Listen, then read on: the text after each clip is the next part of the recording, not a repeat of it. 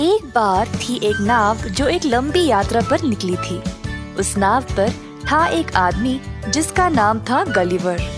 Gulliver एक साहसिक व्यक्ति था और वह कोई नई जगह का पता लगाने निकल पड़ा। एक रात तूफान की वजह से नाव पे सारे लोग समुंदर के बीचों बीच फंस गए। नाव डूब गई और उसके सारे लोग भी, सिवाय गलिवर के। गलिवर ने अपनी जान जैसे तैसे बचाकर समुद्र तट तक तैरते हुए चला गया। भूखा प्यासा और थका हुआ गलिवर ने खुद को रेत पर घसीटा और बेहोश गिर पड़ा। दिन भर गलिवर बेहोश ही रहा और जब वह अंत में जागा तो उस पे तेज धूप धधक रहा था। उसने हिलने की कोशिश की पर हो नहीं पाया। अपने आप को उठाने की कोशिश की पर हो ही नहीं पाया। उसके बाल, हाथ, पैर और शरीर जमीन से बांधे हुए थे। जैसे तैसे करके उसने अपने सर को धीरे से उठाया तो उसने छोटे छोटे इंसानों को इधर से उधर भागते हुए देखा। किसी ने उस पे सीढ़ी लगाई हुई थी उसके ऊपर चढ़ने के लिए। छोटा आदमी जो गलिवर की अंगूठा जितना था उसके कान के पास आकर बोला, तुम लिलीपुट की जमीन पर हो और हम लिलीपुट के निवासी। हम तुम्हें महाराजा के पास ले जा रहे हैं। चुपचाप चलना, नहीं तो हमें मजबूरन तुम पे गोली चलानी पड़ेगी। गलिवर ये सुनकर हैरान रह गया और उसको इस धमकी से हंसी भी आई, पर उसने चुप करके मान लिया। एक बड़ा लकड़ी का संरचना लाया गया और गलिवर को काफी संघर्ष के बाद उसको उस पे डाल दिया गया। सारे लिलीपुट्स उस संरचना को खींचकर ले गए। लिलीपुट्स थे छोटे छोटे पर एक साथ थे काफी बलवान। और जब गलिवर महल के अंदर प्रवेश हुआ तो वहाँ सारी इमारतें देखकर हैरान रह गया। सब कुछ इतना अच्छे से खड़ा किया गया था। लिलीपुट्स के शहर में कोई जश्न का समय था तो सब कुछ सजा सवर के था। ये सब देखकर गलिवर आश्चर्यचकित रह गया। महाराज महल के द्वार पर आया गलिवर का स्वागत करने। जीवन में गलिवर ने कभी भी इतना छोटा सा महाराज नहीं देखा था जिसने इतने बेहतरीन कपड़े और रत्न भरा ताज पहना हुआ था।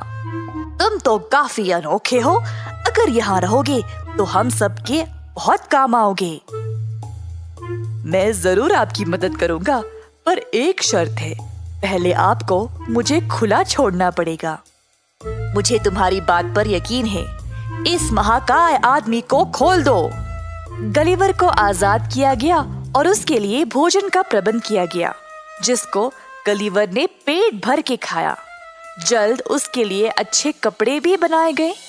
महाराजा ने गलिवर के लिए एक बड़ा सा घर बनाने का आदेश भी दिया था। लिलीपुट्स ने गलिवर की मदद से एक सुंदर सा घर बनाया। गलिवर इतने अच्छे घर में कभी नहीं रहा था और लिलीपुट्स के लिए ये घर बनाना एक बहुत बड़ी बात थी। लिलीपुट शहर का था एक पड़ोसी राज्य ब्लूज, जिनके साथ उनके संबंध कुछ ठीक ठाक नहीं थे।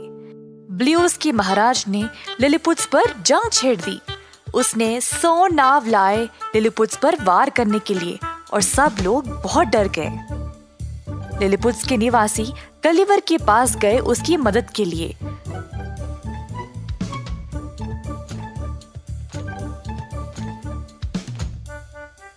महाराजा ने कहा, हमें निराश मत करो गलिवर, तुम्हारी मदद की हमें बहुत जरूरत है। आज का दिन ही है जब तुम सच में ये साबित कर सकते हो कि तुम हमारी रक्षा करते हो। गलिवर अपने लिलीपुट के दोस्तों की मदद करना चाहता था क्योंकि उन सब ने उसका अच्छा ख्याल रखा था।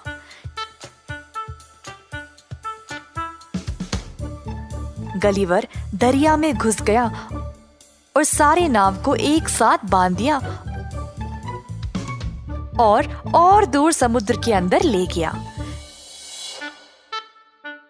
ब्लूज की सेना गलिवर के ऊपर पत्थरों से वार करने लगे, पर क्योंकि गलिवर इतना बड़ा था उसको ज्यादा कुछ फर्क नहीं पड़ा। दिन भर वह नाव को खींचते ही गया जब तक ब्लूज की सेना ने हार मान लिया। गलिवर ने सबको चेतावनी दे दी कि वह लिलीपुट्स की जमीन पर कभी वापस न आए, नहीं तो वह उन सबको डुबा देगा। ब्लूज का महाराज आगे आ गया अंत में शांति का प्रस्ताव लेते हुए, और लिलीपुट्स के महाराज ने भी उनका प्रस्ताव स्वीकार कर लिया। दोनों राज्यों में अब शांति और दोस्ती हो गई। सब लोगों ने जश्न मनाया और गलिवर को अपनी वीरता पर प्रशंसा किया। गलिवर को वीर का पद दिया गया और वह कई साल तक लिलीपुट्स के राज्य में ही रहा।